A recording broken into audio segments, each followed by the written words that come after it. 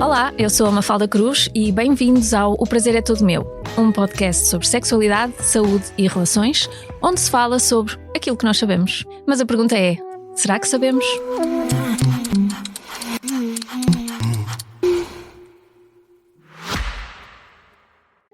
O Expresso tem uma nova subscrição que lhe dá acesso completo ao The New York Times, com atualidade, jogos, culinária e muito mais. E ainda aos conteúdos exclusivos da SIC Notícias, incluindo o Direto Vertical, a nova e inovadora emissão que se adapta ao seu smartphone. Subscreva em expresso.pt/digital. Expresso. Liberdade para pensar.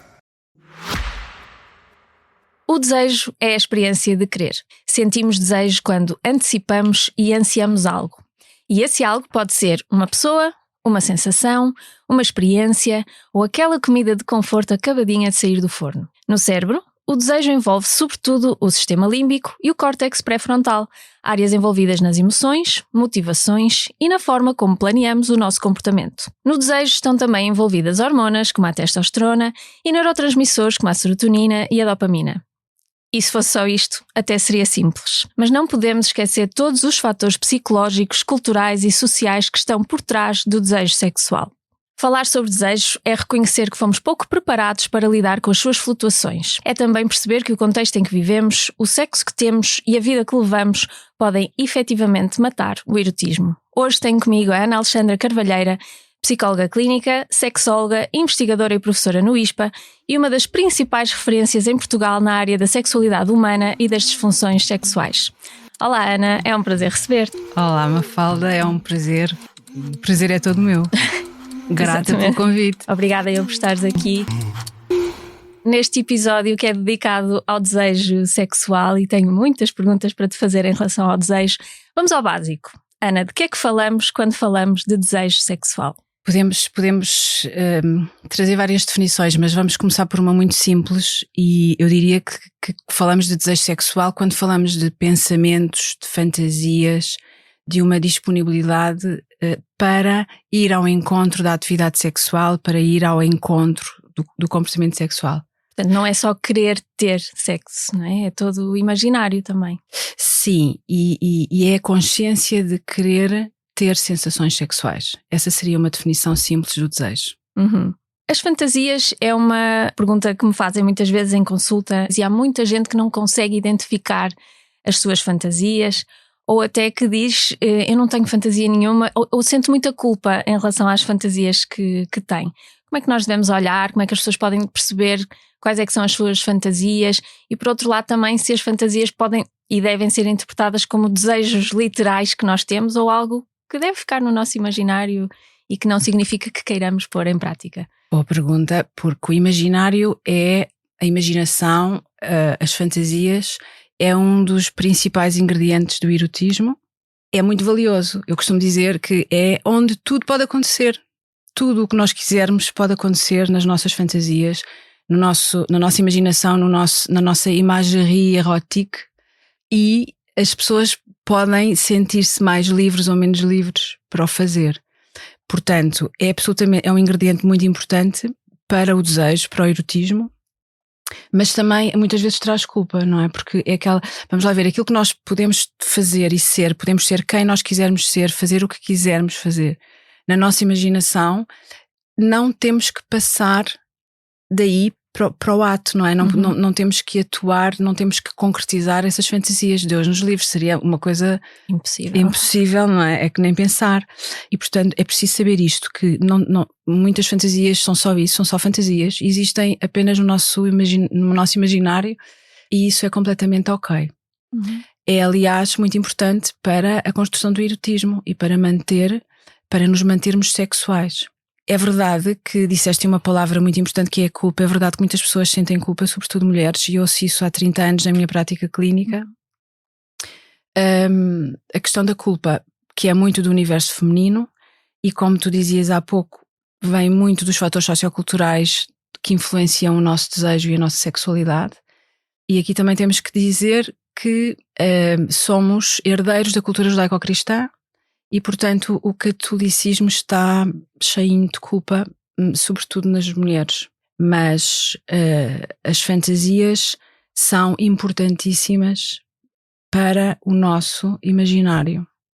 E até para resgatar algum desejo sexual que esteja assim meio perdido, não é? Quem faz sexologia sabe o quão importante pode ser nós sabermos bem o que é que nos excita, quais é que são as nossas fantasias, para resgatar um bocadinho fases da nossa vida em que o desejo pode estar mais baixo, não é? Resgatar é uma boa palavra e o desejo perdido, eu quase que digo, o desejo está muitas vezes perdido. Uhum. Muitas vezes perdido, o que também traz muita culpa para as mulheres, mas eu acho que tu vais querer falar disso daqui a pouco. Sim. Eu ia-te falar num conceito que eu costumo usar, que é o conceito de ficheiros eróticos. Nós temos um conjunto de ficheiros eróticos que vamos construindo ao longo da vida. Isto em inglês soa-me também, que são os erotic files, não é? Quando eu faço apresentações. Mas em português também, os nossos ficheiros eróticos vão sendo construídos ao longo da nossa vida com base nas nossas experiências e também em quem nós somos, nas experiências que temos, nas fantasias que vamos fazendo. Portanto, eu falo de ficheiros porque é como se fosse uma pasta com vários, não é? Temos, por exemplo, o ficheiro daquelas fantasias que não se podem de forma alguma contar a ninguém, nem concretizar. E que é justo mantermos só para nós, não é? Claro, temos todo o direito, é nosso, não é? É a apropriação da nossa sexualidade. Depois temos os ficheiros das nossas experiências passadas, assim coisas, imagens, sensações, caras ou situações, contextos que foram muito interessantes e estimulantes e que fizeram parte da nossa vida. Depois temos o ficheiro daquelas fantasias que até se podiam concretizar se nós quisermos e podemos persegui-las. Portanto, cada um tem um conjunto de ficheiros. Quanto mais rico quanto mais ricos forem, maior património erótico nós temos. E o património erótico é aquilo que faz mover o nosso desejo, não é? Sim, que é muito importante. E eu acho isso uma mensagem também importante, que é as fantasias nem sempre têm que ser coisas mirabolantes ou dificílimas de concretizar. Pode ser uma memória. Não é? Pode ser uma memória de algo que tínhamos feito, ou dos primeiros tempos do relacionamento, por exemplo. Podem ser coisas simples. Podem. E que depois podemos também expandir um bocadinho.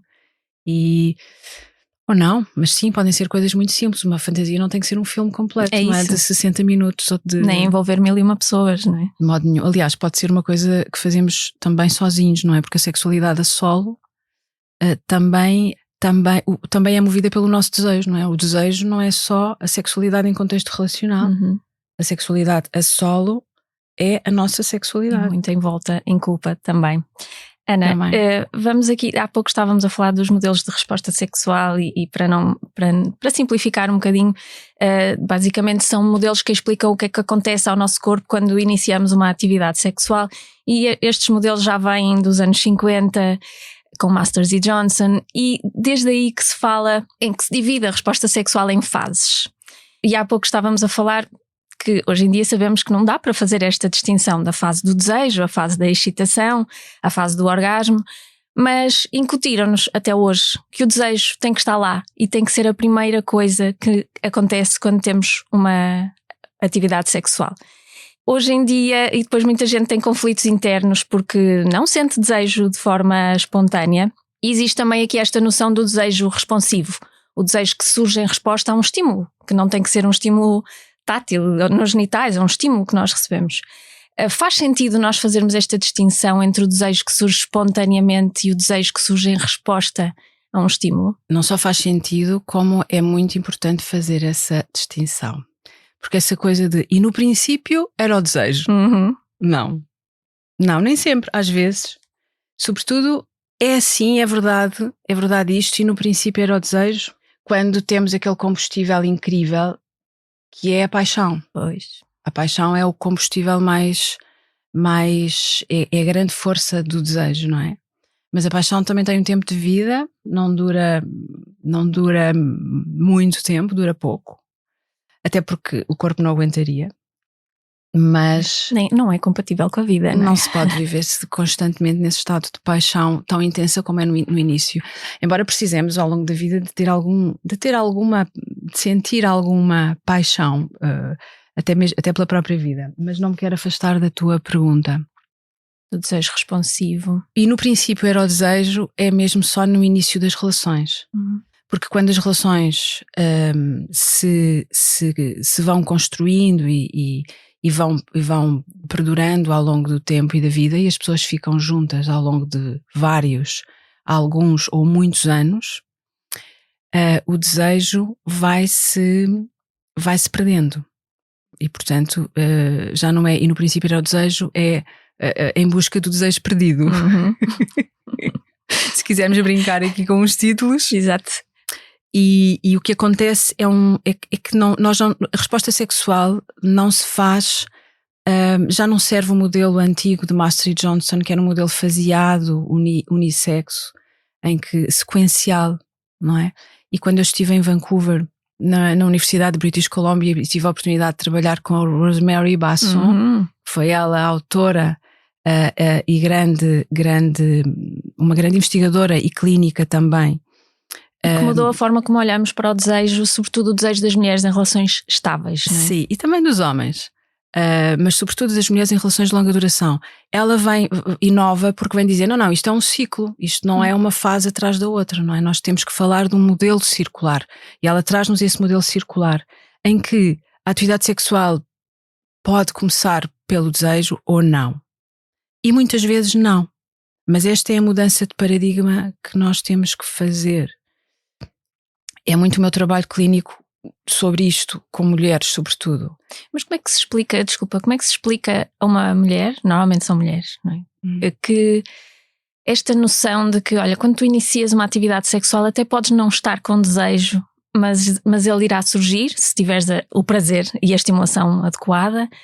Como é que se explica isto a uma pessoa e quais são as motivações, então, para uma pessoa começar uma atividade sexual? Então, há duas coisas que eu costumo dizer às mulheres e que durante estes anos todos que eu tenho aprendido a adaptar a minha linguagem às mulheres que tenho, mas há duas ideias que são muito importantes aqui, Mafalda. Uma é a mulher quer ou não quer a sua sexualidade. Esta ideia de apropriar-se de uma coisa que é sua, não é? Apropriar-se da sexualidade que é sua, que lhe pertence por direito. Quer ou não quer? A sexualidade, o prazer é seu. Precisamos de mudar um bocadinho o paradigma e de não ficar à espera, não é? Portanto, de perseguir o prazer, de perseguir e de me apropriar como uma coisa minha, que eu não quero perder, que eu não quero deixar de ter, que vai mudando ao longo da vida, que eu me vou adaptando, mas que eu vou querendo. Esta é uma ideia. E a outra é a ideia de que não há desejo, esse não é o início, a coisa não pode não começar por aí, mas há um corpo. E há um conjunto de sensações, e há um corpo que sente, e há uma mente que interpreta sensações, estímulos. E portanto, como tu disseste bem, na presença dos estímulos sexuais adequados e suficientes para cada pessoa, a pessoa mobiliza-se para ir atrás dessas sensações, desses estímulos. E o desejo pode vir depois, o desejo de dar continuidade, não é? Porque há uma resposta. Mas precisamos de um corpo que sente. Precisamos de habitarmos o nosso corpo. E isto é um problema nos tempos modernos. Habitar o nosso corpo para sentir as sensações, para sentir os estímulos e dar com o nosso aparelho cognitivo significado aos estímulos. Ou seja, é um pouco perseguir os estímulos, o corpo responde, o corpo sente e a mente quer e vai atrás. É muito importante e precisamos deste autoconhecimento do corpo também, mas precisamos também que o contexto e o relacionamento, caso estejamos num relacionamento, também esteja favorável a esta predisposição para a sexualidade. E que muitas vezes também não é isso que nós encontramos, não é? Encontramos pessoas cansadas, sem disponibilidade mental, num relacionamento que não é cuidado. Que impressão é que tu tens em relação a isso? O cansaço, claro, a vida é rápida, acelera, temos uma agenda cheia de obrigações, andamos muitas vezes, a maior parte do tempo, em piloto automático. Ora, andarmos em piloto automático, estamos fora do corpo, estamos desconectados, estamos desconectadas. Muito aqui, muito cá em cima, não é? Na análise, nas avaliações, nas comparações, nos julgamentos, nas tarefas, nas obrigações. E portanto isto mata o desejo, não há espaço, não há tempo, não se faz tempo, não se faz espaço nas nossas vidas. Uma pessoa que também anda assim pela vida está está a desabitar o corpo, não é? As sensações físicas, quer dizer, o corpo. Qual corpo? Só quando dói. Ou quando há muito cansaço. Não é? Portanto, a atividade sexual, a sexualidade pede uma desaceleração. Por isso é que muita gente, quando vai de férias, corre melhor e até vai sentindo algum desejo. Faz todo sentido. Claro. E portanto, precisamos mesmo de aquela ideia que eu digo de eu quero a minha sexualidade para mim, portanto, se quero, preciso de investir, não é? Preciso fazer esse investimento erótico comigo própria, em primeiro lugar, e no contexto relacional, quando há relação. Querias que eu falasse disso? Sim, como cuidar, como é que os casais devem cuidar da relação para ir mantendo o desejo. E levo aqui para esta noção de que gosto sempre de transmitir, que é os preliminares é tudo o que acontece antes das pessoas irem para a cama, não é? Antes das pessoas estarem juntas, porque os preliminares é mesmo isto, é esta antecipação, é o cuidar, as pessoas cuidarem um do outro, preocuparem-se um com o outro. E no dia-a-dia ir-se mantendo esta intimidade e este erotismo. Até que ponto é que este estado da relação influencia o desejo?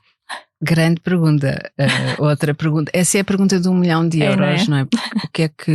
Como é que mantemos, como é que resgatamos, salvamos e fazemos esse investimento erótico?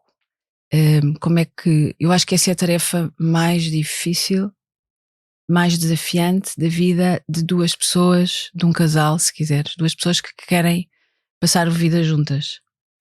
Porque o desejo vai-se perdendo e é preciso investir. Isto é complexo, podemos aqui falar de várias... Vai para onde quiseres. O erotismo, que é único para cada pessoa. Portanto, repara, juntamos duas pessoas que passam o resto da vida juntas, que são únicas, que têm backgrounds completamente diferentes, que têm histórias diferentes, experiências de vida diferentes, portanto têm aqueles ficheiros eróticos diferentes, não é? E depois juntam-se e querem salvar o prazer e ter prazer sexual para o resto da vida. É de certeza preciso fazer muitos ajustamentos, muitas conciliações, não é? Muitas negociações. Portanto, vamos chamar a isto de investimento erótico, que é essa tarefa que tem que ser até ao final da vida. É preciso muita comunicação, muita conversa e muita apropriação de isto é meu, eu quero isto para mim, eu quero isto para nós, e irmos construindo esse património erótico com experiências, com procura de interesses, curiosidade, habitar muito o corpo. Investimento também no privado, no espaço privado.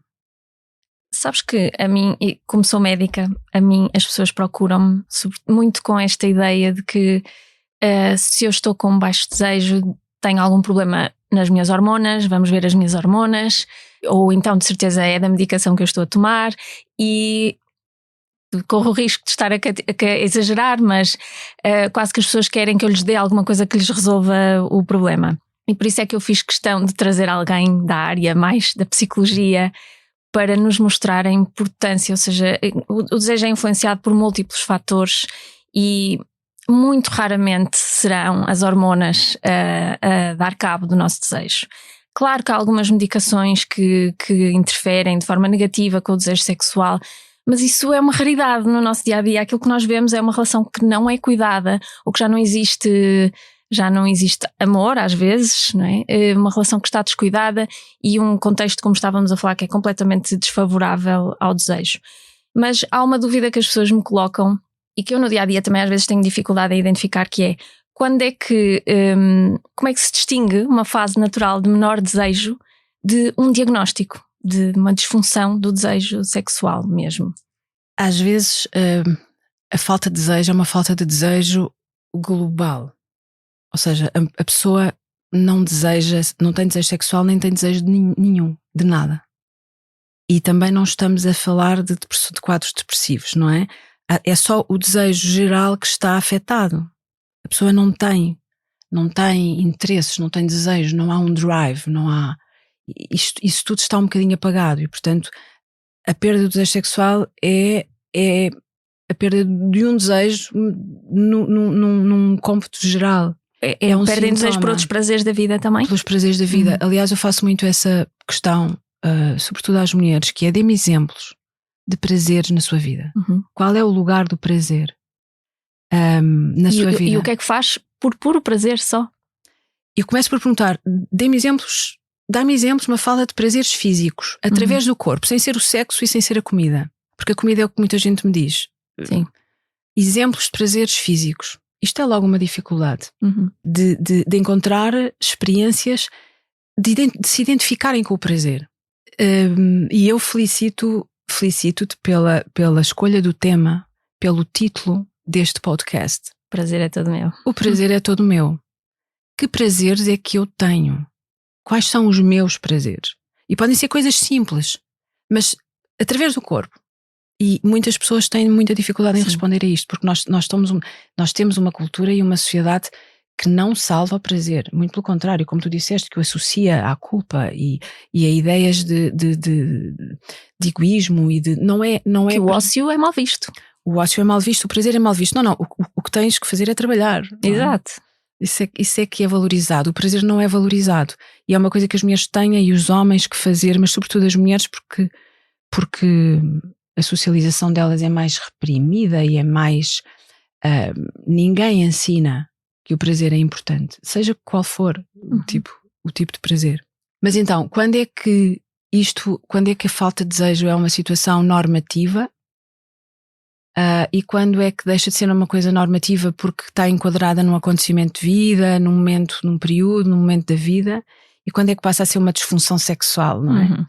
É uma boa pergunta. A primeira coisa que me ocorre dizer-te sobre isso é que ela é disfuncional quando causa sofrimento à pessoa. É um dos critérios de diagnóstico. É um dos critérios de diagnóstico. O sofrimento. O personal distress, não é? O sofrimento pessoal. Isso, a pessoa tem sofrimento, está preocupada, está aborrecida com isso. Isso causa-lhe, é perturbador para a pessoa ou não é? Isto, para mim, é o primeiro diagnóstico. O que eu faço, o que eu tento fazer é ver a pessoa como um todo, não é? Nas suas... Porque isto é tudo multifatorial e, portanto, é muito importante olharmos para aquela pessoa e percebermos a história dela. Mas há também aqui outra coisa importante a dizer, que é os mídia e a sociedade põem muito foco no disfuncional e, portanto, é muito fácil as mulheres sentirem-se disfuncionais, não é? Porque falta-me isto, tenho uma disfunção, não sou normal, não é? A ideia o sentimento de incompetência. Mesmo esta questão do desejo responsivo, quando o desejo vai surgindo, mas é preciso um estímulo, não é? Isso é o normal. Isso é o normal. Isso é o saudável. Mas muita gente ainda vê isto como um problema, ou seja, não temos a noção de... Eu é que sou incompetente. Exato. E apanho muita gente que vem à consulta porque o companheiro disse: olha, vai lá, tu tens um problema, vai lá, eles que te deem alguma coisa. O que me leva aqui para outra pergunta que eu te queria fazer, que é: também é muito normal que dentro de um relacionamento longo existam níveis de desejo diferentes entre os dois elementos, falando de uma relação a dois. É o que será de esperar com tudo o que nos acontece na vida, que não estejamos sempre em sintonia. E é isto que nós chamamos de discrepância de desejo, quando os níveis de desejo são discrepantes. Que são sempre. Que depois é isso que é o mais comum. O difícil é estarem as duas pessoas alinhadas. E só que quem tu vês na consulta é quase sempre a pessoa que tem menos desejo, porque normalmente aquilo que se diz é que essa pessoa é que tem o problema, a pessoa que tem menos desejo. Quando que isto é um problema de casal, não é? A ser um problema é um problema de casal. Como é que os casais devem lidar com estes níveis de desejo diferentes? O desejo pode ser um problema quando há casal e quando não há casal, não é? Quando não existe casal também pode pode trazer algum sofrimento e ser uma dificuldade que a pessoa quer tratar, quer cuidar, quer atender. Mas quando há casal, o problema é só porque há discrepância. Porque se houver um nível baixo de desejo sexual, mas ambos estão cá mais em baixo, está tudo bem. Está tudo bem, não há nenhum problema. Portanto, só é um problema quando há uma discrepância, quando há um que tem muito mais interesse sexual e outro que tem menos, não é? Portanto, como é que se faz? Não existe o parceiro não comprometido, portanto o problema é dos dois, é de ambos, e seja um casal heterossexual, seja um casal homossexual, a coisa é sempre dos dois, não é? Portanto, devem vir os dois, até porque se isto é multifatorial, estamos a falar de vários fatores, como já dissemos, o biológico, psicológico, emoções, pensamentos, relacional, psicossocial, sociocultural. Portanto, temos aqui sempre fatores contextuais. Portanto, o casal precisa precisamos do casal para resolver o problema. Como é que se faz a intervenção? Faz-se com o casal, faz-se depois de uma boa avaliação da história do casal, da história da pessoa, da sexualidade de ambos, do tal olhar para o património erótico, o que é que foi construído, há investimento erótico ou não, é preciso fazer muitos ajustamentos. E podemos fazer uma terapia sexual ou podemos fazer uma terapia de casal. Muitas vezes isto vai para a terapia de casal. É porque a perda do desejo é um sintoma. Isto tem que ser dito. Exato. Muitas vezes existem coisas na relação, situações de hostilidade, de microconflitos, de uma pessoa que não se sente atendida e não se sente vista, não se sente ouvida. Pode haver uma frustração, um descontentamento. Há questões de poder, muitas vezes, que o poder está muito desequilibrado. Lá está, é um sintoma e deve ser visto como uma informação que estamos a receber daquela pessoa, não é? Que se calhar está algo a faltar. E, portanto, muitas vezes nós não temos que intervir, nem devemos intervir no tratamento do desejo, mas sim naquilo que é a origem. E isso muitas vezes leva-nos até uma psicoterapia individual, que me acontece muitas vezes no consultório, que a pessoa vem, ou o casal vem até com esta queixa, mas depois ou vão para a terapia de casal, ou há um deles ou ambos que seguem para a psicoterapia individual. Porque este sintoma é só um sintoma de outras situações e pode efetivamente haver um quadro de ansiedade ou de depressão, mas pode não haver, mas haver um descontentamento com a vida ou algum acontecimento significativo, não é? E portanto, quando o desejo se perde na sequência de um acontecimento de vida, uma pessoa ficou desempregada, os filhos estão com problemas, alguém morreu, ou houve uma mudança de vida, enfim. Ou tens um trabalho que odeias. Sim. Ana, vamos para outra pergunta que eu também acho que é uma pergunta para 1 milhão, que é, e da qual eu tenho muita curiosidade, que é diferenças entre o desejo dos homens e das mulheres. É possível fazer existem diferenças? É possível fazer esta distinção ou estamos a ser muito simplistas ao generalizar? Eu acho que estamos a ser um bocadinho redutores, porque aquilo que é verdade é que há uma diversidade enorme.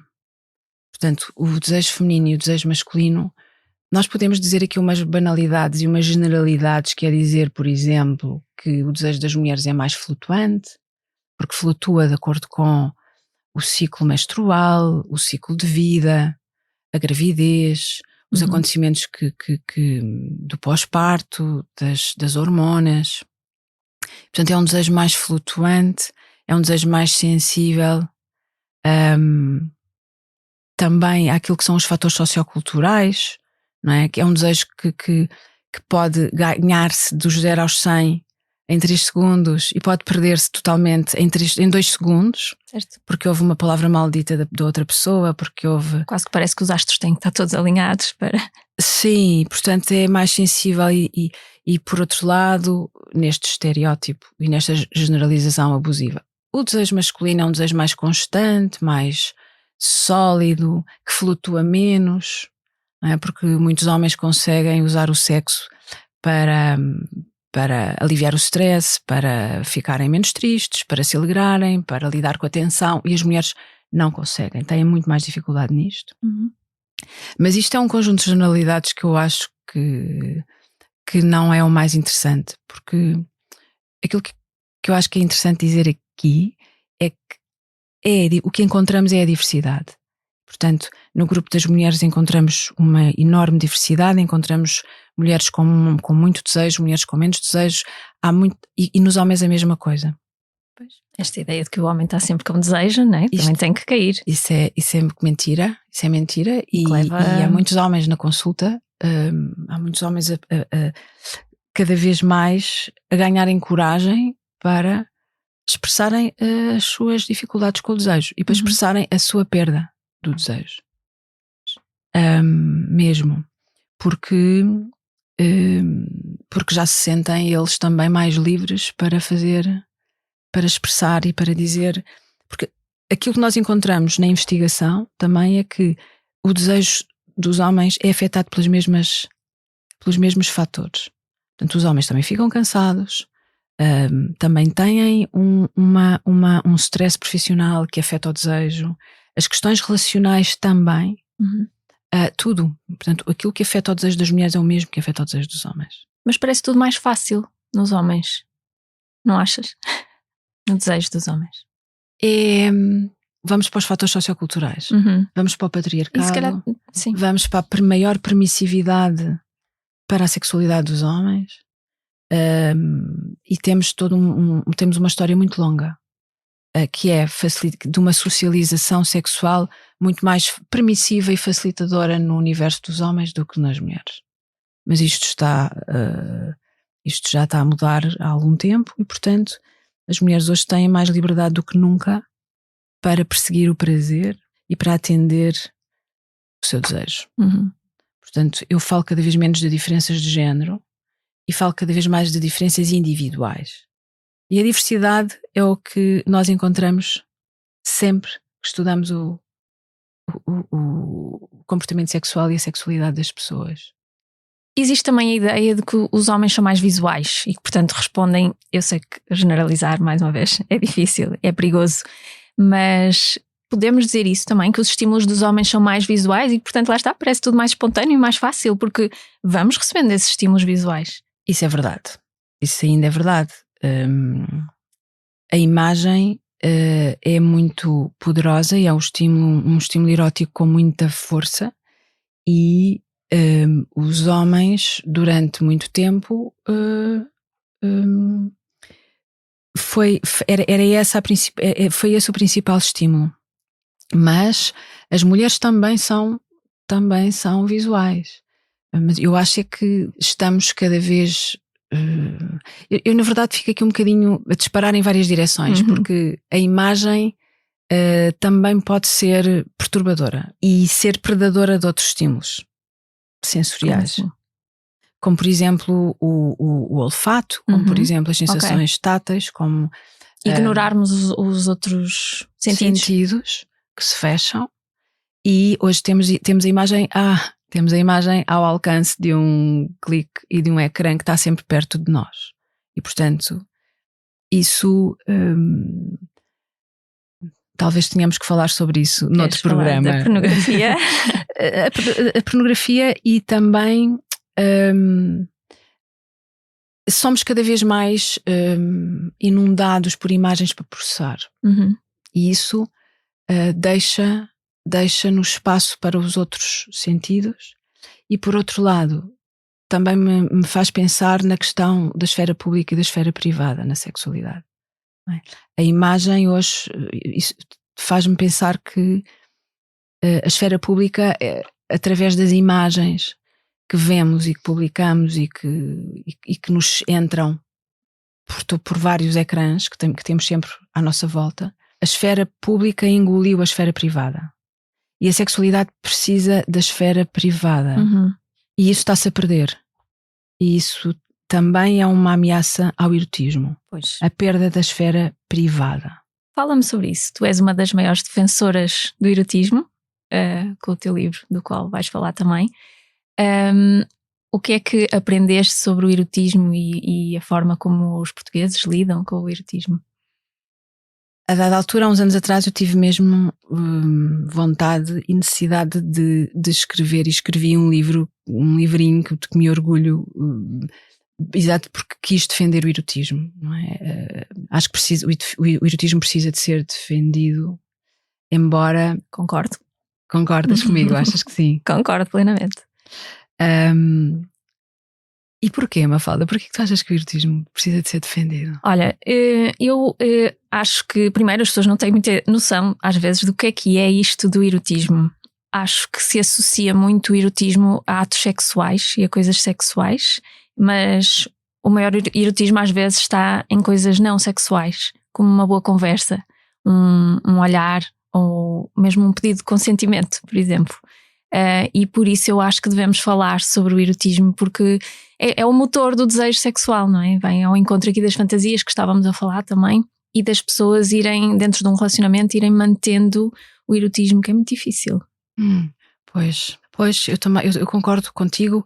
O erotismo precisa de ser defendido por várias razões. Esta coisa da esfera privada é uma delas, que eu acho que está-se a perder, não é? Sim, sabes, era isso que eu ia dizer. Eu acompanho muitos jovens e noto que há muita ansiedade entre os jovens e que isso depois se traduz em disfunções sexuais.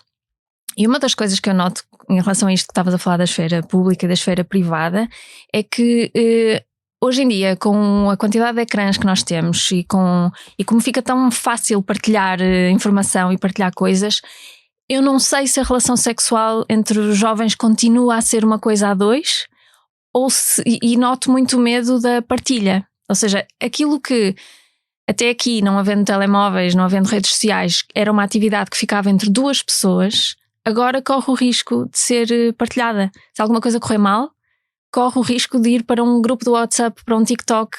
E isto traz muita ansiedade, muito medo das pessoas se envolverem umas com as outras, precisamente porque a intimidade já não é de certeza uma coisa entre duas pessoas. Pronto. Os jovens têm que aprender que o privado é importante na vida e que há coisas que fazem parte do espaço privado e que é aí que devem ficar. A privacidade. Mesmo em contexto relacional ou mesmo quando estamos sozinhos, na nossa própria companhia. Esta noção de privado, de isto é só meu, não tem que ser exposto nem divulgado nas redes sociais, nem tem que ser conversado com mais ninguém. Ou seja, eu vou mesmo aí. Há coisas, a nossa esfera privada é quando guardamos só para nós. E isto está-se a perder, porque a esfera pública, porque tudo precisa de ser mostrado e dito e não é assim, não é verdade. A sexualidade precisa desse recato. Não sei se é a melhor palavra, mas é só meu, pertence-nos só a nós, só a mim ou ao casal. E portanto não é para partilhar. E lembro-me da associação Não Partilhes, que foi montada exatamente porque as pessoas começaram a perverter, não é? E a violar. E sentem-se no direito de partilhar algo que não é do corpo deles sequer. E isso acho que deveria ser mesmo visto como um crime, e os jovens precisam de se proteger. Mas voltando ao erotismo, porque é que ele precisa de ser defendido? Esta é uma razão, não é? As ameaças ao erotismo são várias. Uma delas é essa perda do espaço privado. Outra é resgatar o corpo e as sensações. Porque o desejo, nós quando falamos de desejo, eu costumo dizer que é uma moeda com duas caras, e a outra cara é a excitação sexual. E portanto precisamos de habitar mais o corpo e de estarmos mais conectados ao nosso corpo para poder sentir, para poder identificar essas sensações, esses estímulos sensoriais. Que é outra. Falar de masturbação? Também, e não só, a capacidade de sentir, de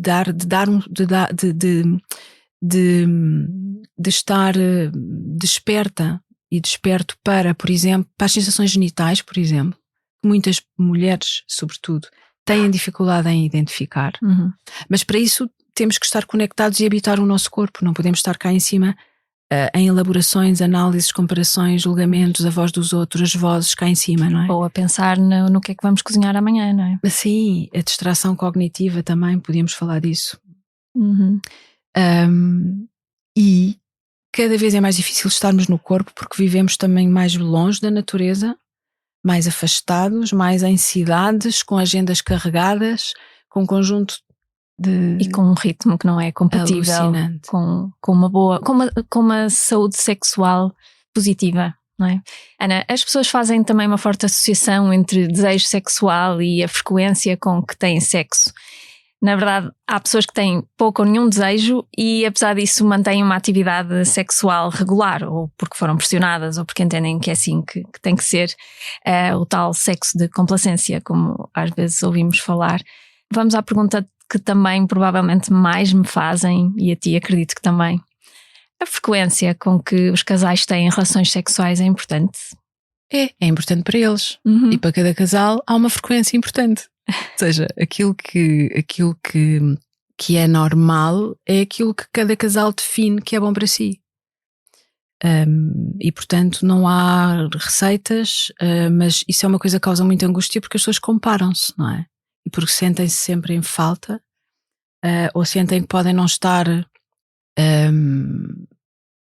no seu melhor, ou porque realmente não há nenhuma disponibilidade sexual, há um desinteresse e preocupam-se com isso. Mas aquilo que é a frequência, eu na verdade também acho que, e costumo dizer isso às pessoas, a frequência não é o mais importante. O mais importante é a qualidade e é o prazer, e é aquilo que cada pessoa consegue construir e que é bom para si. Porque se as pessoas tiverem realmente prazer no sexo que estão a ter, vão querer, vão ansiar por aquilo, não é? Por uma experiência que lhes foi muito prazerosa. Sim e não. Porque também é verdade que há uma coisa que nós ainda não conseguimos resolver na investigação e na clínica, que é, e tu também vês isso, Mafalda, que é as pessoas vêm à nossa consulta e dizem que foi bom, que correu bem, que tiveram encontros sexuais e atividade sexual e que estava a correr bem e que foi bom, mas isso não é suficientemente gratificante para mobilizar. Okay. Não chega, não é? Não chega. E isto nós ainda não sabemos muito bem porquê, mas eu continuo a observar os tais fatores socioculturais que não beneficiam, sobretudo as mulheres, em consolidar o erotismo, em consolidar o prazer, no sentido de elas perseguirem, de elas quererem fazer essa apropriação. É desvalorizado. E, portanto, nós temos que mudar o paradigma no sentido de haver essa apropriação da sexualidade como algo que pertence a cada pessoa e perseguir e investir. Trabalhar nisso, trabalhar nesse sentido. Lá está, olhar para isto mesmo como um sintoma e tentar perceber o que é que o casal pode fazer para dar a volta.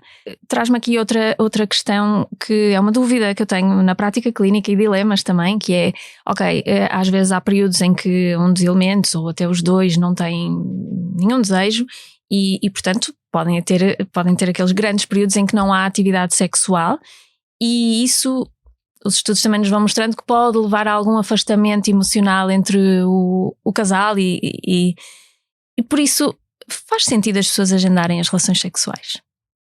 O que dito assim parece muito estranho. Isso faz-me pensar no mito da espontaneidade. O sexo é espontâneo. O sexo tem que ser espontâneo. Não. É mito ou é verdade?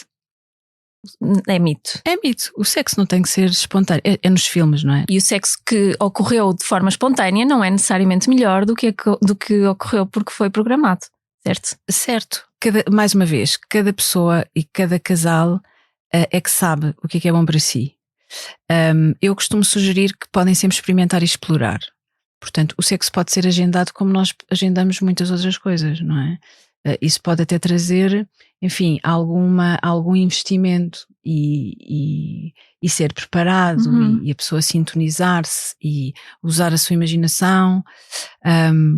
Portanto, pode sim ser. Pode ser muito positivo. Pode trazer benefícios, mas mais uma vez, estamos no reino da diversidade e da liberdade, portanto, cada pessoa e cada casal é que Claro. é que entendem. Não fará sentido para todos os casais, como é lógico. Não.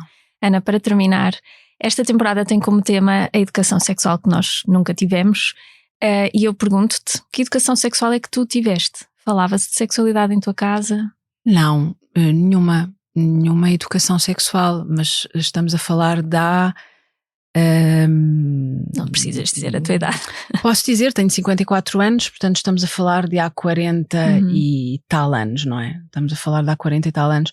Eu estudei num colégio católico de freiras salesianas. Okay. E devo dizer-te que me fez muito bem, por várias razões. Ensinou-me a importância da transgressão, que também é uma componente erótica muito importante. Todas as regras têm que ser quebradas, não é? E não existia educação sexual absolutamente nenhuma. Portanto, eu acho que as mulheres desta idade tivemos que sobreviver e salvar, não é, a nossa sexualidade naquilo que era uma sociedade que reprimia muitíssimo a liberdade. E, portanto, nessa época, a transgressão era um dos ingredientes mais importantes da sexualidade e do erotismo. Pois é. Há muito erotismo na transgressão. Mas vamos nos focar. Ana, por último, tens alguma sugestão de recursos, como livros, sites ou organizações para quem queira saber mais sobre desejo sexual? E acredito que tens aí uma ótima proposta também. Então, tenho 2 títulos sempre que gosto de referenciar. Um deles, e em português, é um dos livros da Marta Crawford, que eu acho que vai ser tua convidada. Já foi. Já foi. Ótimo, acho que fizeste muito bem. Que é o Viver o Sexo com Prazer. Depois, um livro de Emily Nagoski, Come As You Are, que há uma edição em português com o título Vem Como És. E o meu em defesa do erotismo, que tem um conjunto de 16 capítulos. E tem alguns de que eu gosto particularmente, sobretudo porque a propósito do prazer, que é um capítulo que eu intitulei o Mapa do Prazer Feminino, e onde tenho um conjunto de definições escritas por mulheres sobre a sua experiência do que é o orgasmo, e que mostra também essa diversidade. Mulheres de todas as idades escreveram sobre essa experiência do orgasmo para elas. E depois o website OMG Yes, não é? Que é uma plataforma online educacional e de base científica, sobretudo para o prazer feminino. É um ótimo recurso também. Gostas? Conheces? Conheço, sou subscritora. Muito bem. Essas seriam as minhas sugestões. E ótimas sugestões, olha, Ana. Muito obrigada, gostei muito. Obrigada por estares aqui neste segundo episódio sobre desejo sexual. E assim terminamos mais um episódio. Teve sonoplastia de Salomé Rita e gravação de Gustavo Carvalho. A capa é de Tiago Pereira Santos, coordenação de Joana Beleza e direção de João Vieira Pereira. Eu sou a Mafalda Cruz e volto na próxima semana com todo o prazer.